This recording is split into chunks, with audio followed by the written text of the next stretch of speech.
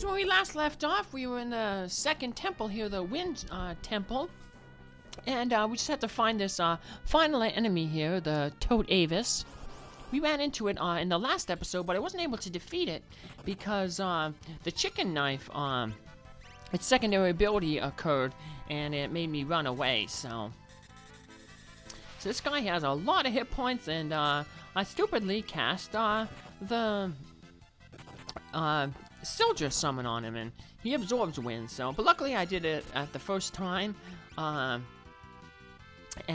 so it didn't, like, really didn't heal him, because he already had max hit points, so I'm gonna summon out Golem Summon here just to cause him to deflect his physical attacks, and I'm not gonna risk Lenna using the chicken knife, so I'll just keep summoning Odin with her.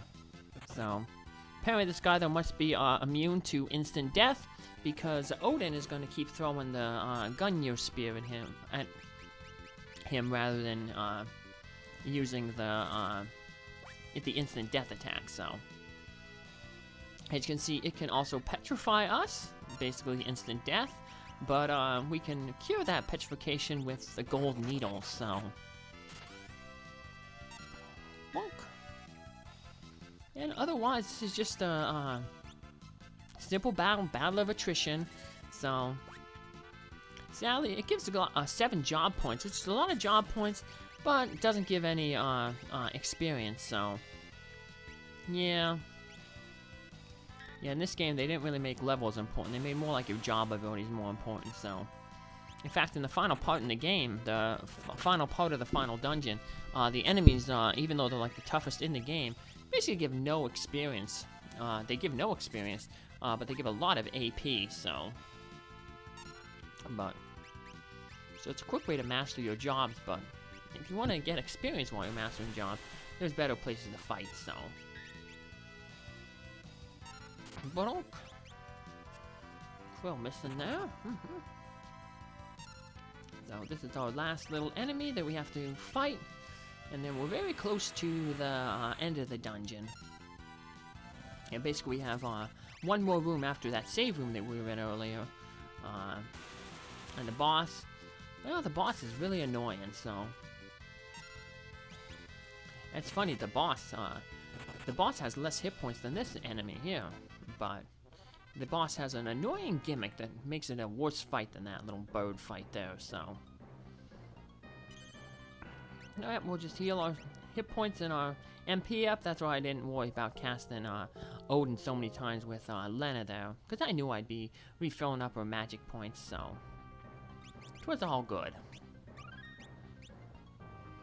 So let's head on up, and here's our last floor, but before we head straight in through the center there where the second tablet is, we want to get to 2 treasure chests that are on the left and the right, so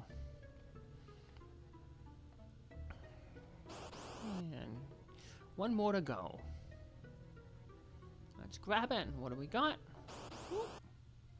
We got hurt a lot. That's what we got. A whole bunch of those I think it was numb blades. Yep. So like that. Ooh, a circlet. I think only, unfortunately, our summoner is the only one who can use that, and I think it gives more magic power, but it has, it doesn't have the status of, yeah, it gives better magic and better defense, but the gold pin is better because it has that reduced MP cost. Cuts the MP in half, so, which means more golem casts, which basically renders physical defense, you know, kind of moot, so.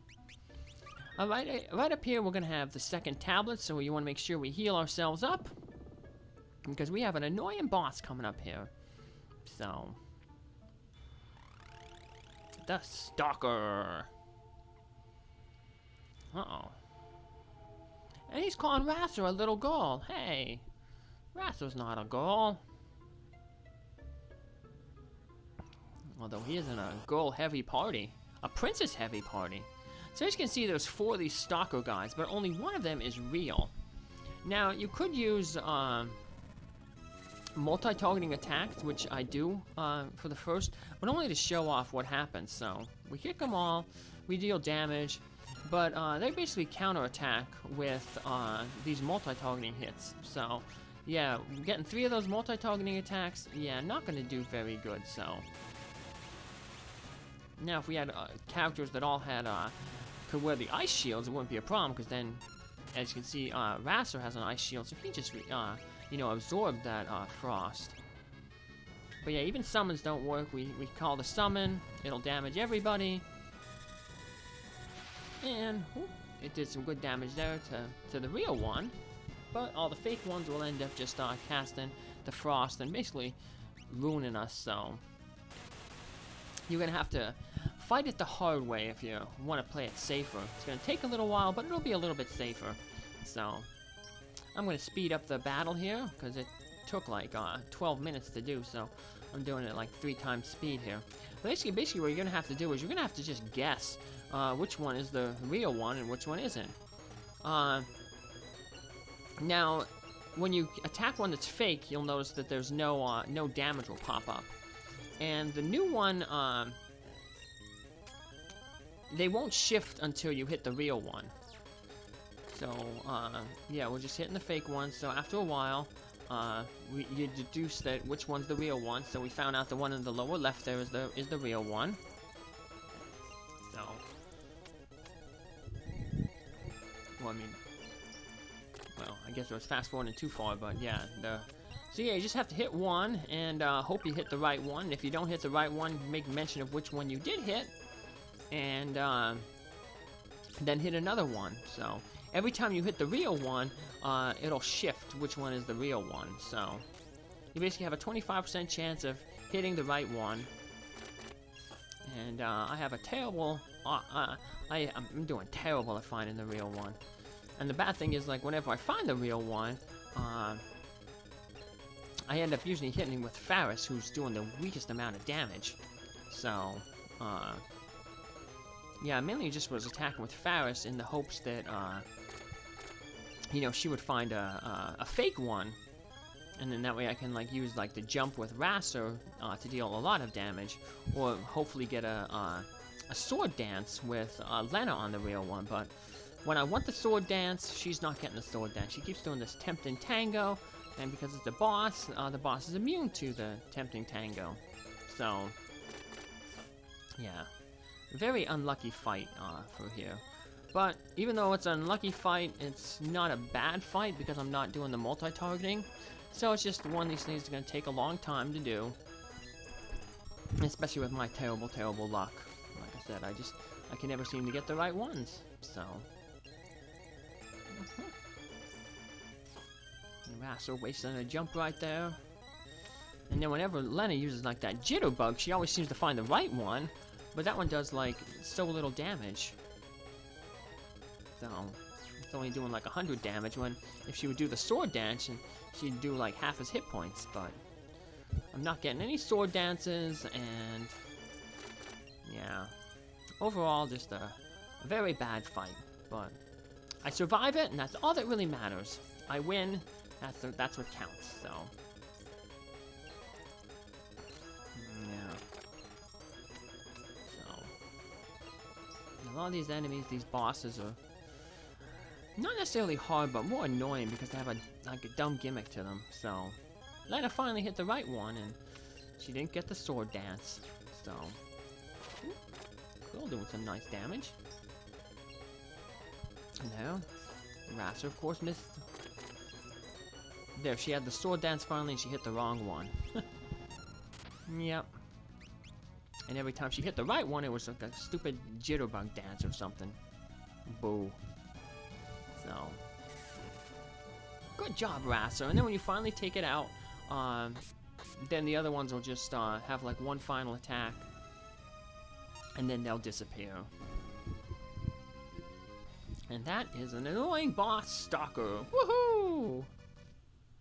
And we claim victory, and we get the second tablet, which means we can unlock another 3 of the legendary weapons. But our characters don't need any more legendary weapons, because they can't really use any of the other legendary weapons, being the 4-job Fiesta. So potentially, I guess if we had a different class other than the monk, but I mentioned in the last when we unlocked the first 3 legendary weapons, the monk just used its fists, so there's no reason to get a weapon for it. So got 20 ability points there. Yeah, we get the second tablet. And every time we get a tablet, there's going to be kind of a secondary thing that happens. When we got the first tablet, remember Bahamut reappeared, and we got the airship. Now what happens is this seal that was in the Fork Tower is dispelled, so now we can enter the Fork Tower. Now it's important that we enter the Fork Tower because remember what Mid said. His grandpa is stuck under the that little laboratory underneath the Fork Tower, so we got to rescue Sid and go into the Fork Tower. But speaking of rescues, here's a rabbit that Maria, that rabbit and small animal rescue. And they took care of her even though she had a physical disability. And she had a broken back there, and but she got this little cart that allowed her to move around. And we'll learn more about her story at the end of the video, so keep tuned. So, alright, well now let's head out of this dungeon here. Like I said, if we had a time mage, we can just use the exit spell, but we gotta walk, so... Thankfully, it seems like once we finish the dungeon and the encounter rate, like, just lowered down. I don't think that's, like, true actually what happened, but it just... I don't get into a lot of encounters on the way out, so... Which is good, so... But... Of course, I also got all the treasure, so there's not, like, any detours. I'm just heading straight out, so... Boink. But I figured I'd keep this leaving back out because remember there's that one room where you have to hit the switches. So I figured I'd keep it in there to remind you that to get out of here, you're gonna have to have both of the switches in the up position. So there's our second save point. Hop in here. This is gonna take us back to that switch room. Ba-donk. And we want to make sure that both switches are up. And in our case, it means just pushing up the one on the left, because in order to progress into the dungeon, the left had to be down, the right had to be up. So, boink, here we are. We're pretty much near the beginning again. We just have one more room to get out of here. Boink. Now we're in the gargoyle entrance room. Yeah, we can head on out and get to our airship. Woohoo! Now we just have to head south east, and we're right near the Fork Tower. Woohoo! Now the Fork Tower's gimmick is your party's going to be split. You can split it, you know, any way. You know, 3 and 1, 1 and 3, 2 and 2 is, you know, probably the best. And like the people said over in Crescent, on the right side it's all physical attackers. On the left side it's magical.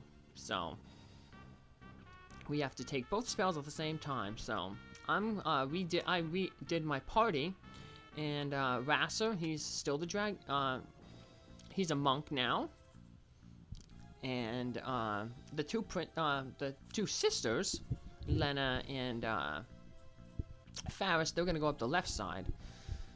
Lenna is a Dragoon, but she's gonna be basically using magic because she has the summon command, so she'll be using summon. Faris is still her summoner. Donk. And Krile, I made the ninja. So there's my two physical attackers there. And she'll be going with RASAR up the right side. And we start off on the left side.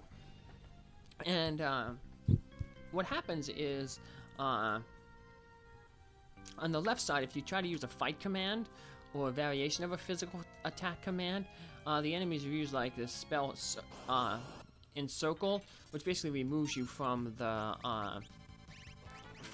thing and basically gives you a game over. So yeah, we're mainly gonna be relying on good buddy Sildra, and she's gonna be doing most of the damage for here. There's 3 new type of enemies on each side. So if you want, there's that one village, that hidden village. You could go there now, and you can get another wall ring, and that makes this side, you know, very easy. because you can just equip the wall rings on everybody, and the enemies will be bouncing, you know, magic off of them and defeating themselves. And that also includes the boss. So it's really good that Lenna has that wall ring. Too bad, like I said, we don't have another one. We theoretically could have gotten another one, but that would be kind of going out of order, so... Still gonna make our way up. We might have to farm some enemies. Like I said, there's 3 new enemies on each side. So... I don't know what happens if you try to cast magic on the other side, so... I didn't bother finding out, but... there's a nice little wand there, the Wonder Wand. What that does is it basically casts a spell. It uses an item and it casts a spell. And it basically starts off with like really weak spells, but then it goes up through a list. And starts off with Cure, then remove Poison, Silence, Protect, Mini, Cure 2, Raise, Confuse, Blink, Shell, Asuna, Cure 3, Reflect, Berserk, Arise, Holy, Dispel, and then goes through the Black Magic, Fire, Blizzard, Thunder, Poison, Sleep, Toad, Fire 2, Blizzard 2, Thunder 2, Drain, Break, Bio, Fire 3, Blizzard 3, Thunder 3, Flare, Death, and then finally Osmos. What we'll be mainly using that for is, there's a few bosses that we can manipulate with that, particularly one of the future super bosses. Probably what we're going to have to basically do with him is berserk him, and using the rod can bypass his like resistance to that spell. So we've run into all the new enemies here on this side, and even though we go up the left tower first, we actually fight the right tower boss first. So we're gonna head up here, and we can tell we're at the end because we're at this like weird little door. And then that switches over to our other party, RASAR and Krile. Now, I didn't do this originally, but as I was going up this tower, I realized that it would probably be best to throw all my characters in the back row, which I ended up doing. Now, on the left side, we had the wall rings to help our survivability. On this right side, equipping the elf cloaks is really, really good, because, you know, it gives you that 1/4 chance to avoid damage, avoid getting hit. And I've also given both of these characters, the reason why I sent these two up this side is because both of them have mastered the image, which is a skill learned from the ninja class.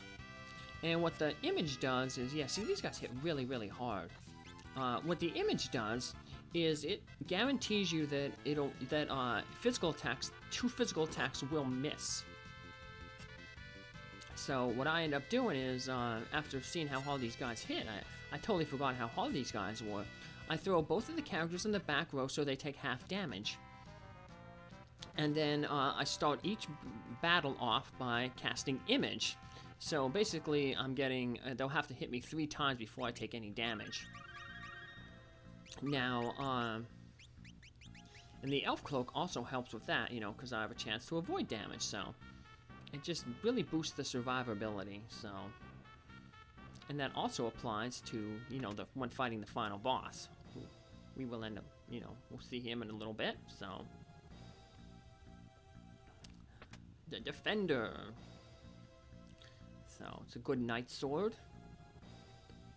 It's, if you have a knight, you probably would have gotten the Excalibur, but, the Excalibur is a bad weapon to use against this boss coming up, because this boss is, he absorbs Holy, and Excalibur is a holy sword.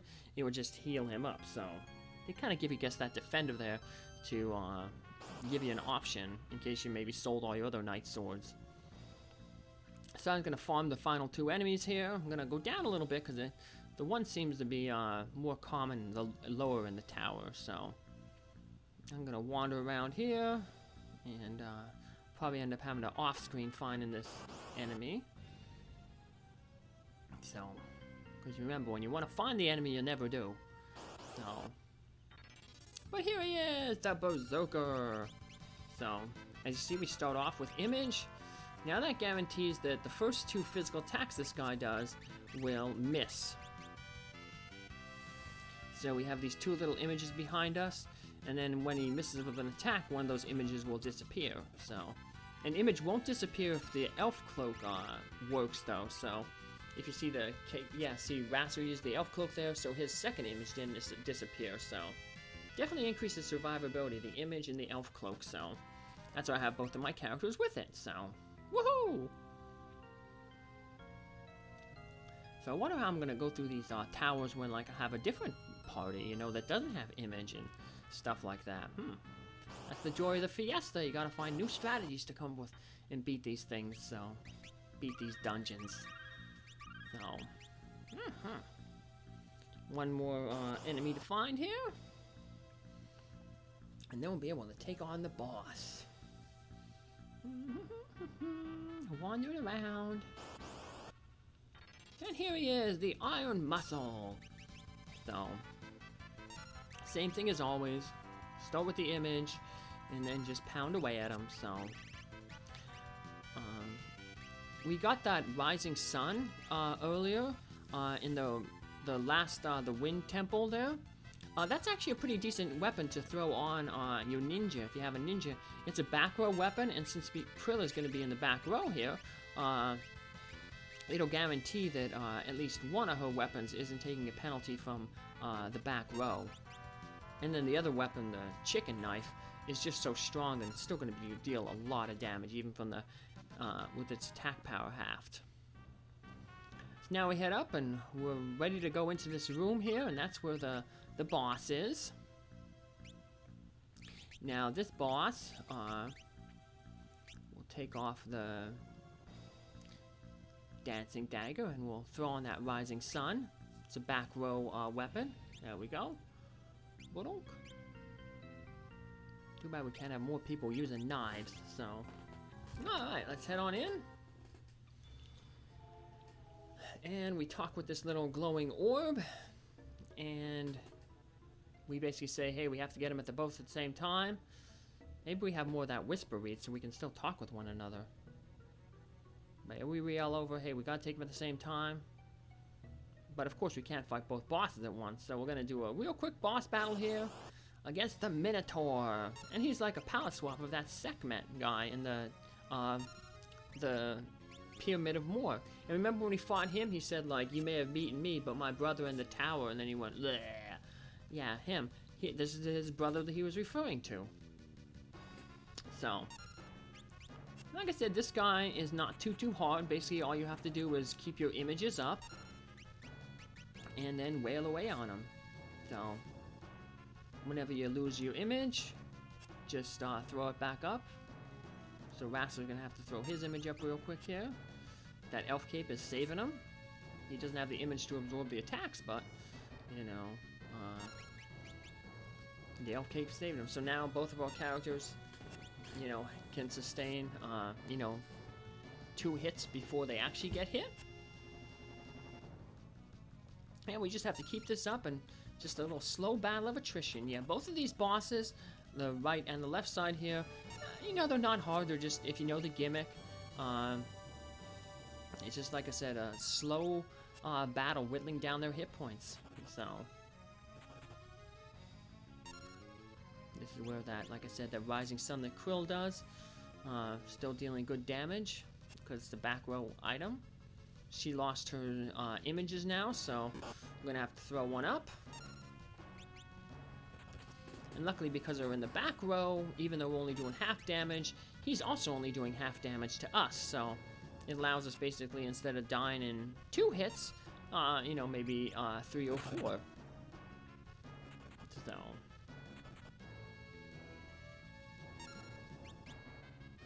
yeah, unfortunately, now the chicken knife is its secondary ability of making me want to run away in battle is popping up all the time now. 3 times in a row. That's crazy. 4 times. Come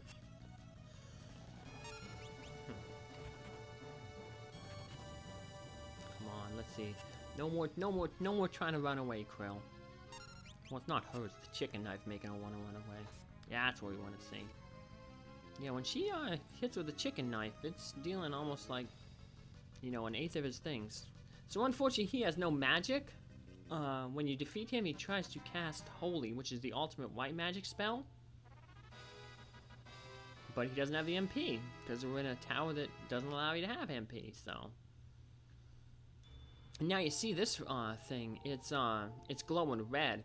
If you don't touch that sphere or press the A in front of it, what'll end up happening is the tower will explode and you'll get a game over. So now luckily this guy is weak to wind, and we have Sildra, who is a wind summon. Woohoo! So boosted that with the air knife. I have Lenna with the air knife. We're doing a good chunk of damage each time we cast. And like I said, the wall ring helps. Now, initially this guy is going to use basically a lot of weak spells. But as you deal more damage, he's going to start going to like stronger spells. So, when he's strong, he uses weak spells. As he gets weaker, he starts using stronger spells. And when you finish him off, he's going to finish with the ultimate black magic, Flare.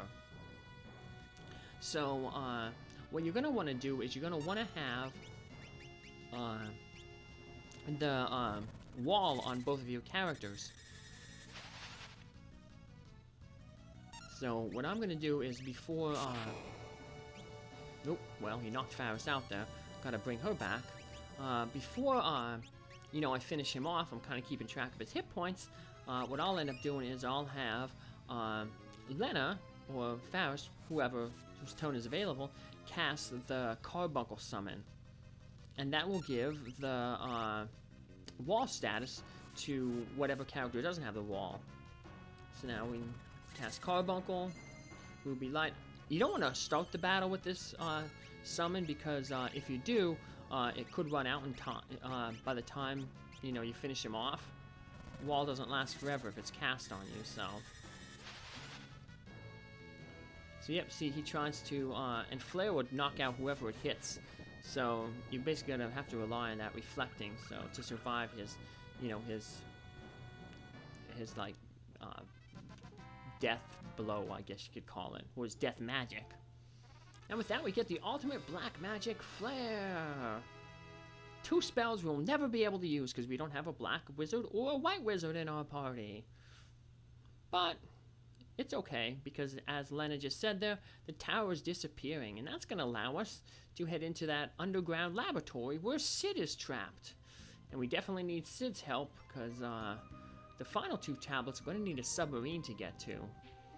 And if anybody can build a submarine in this world, it's definitely going to be Sid. So join us next time, minions, as we head down and rescue Sid and hopefully get a submarine.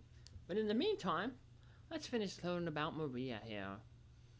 She was able to hop up to 10 times thanks to the physical therapy she got, but she still liked using her cart.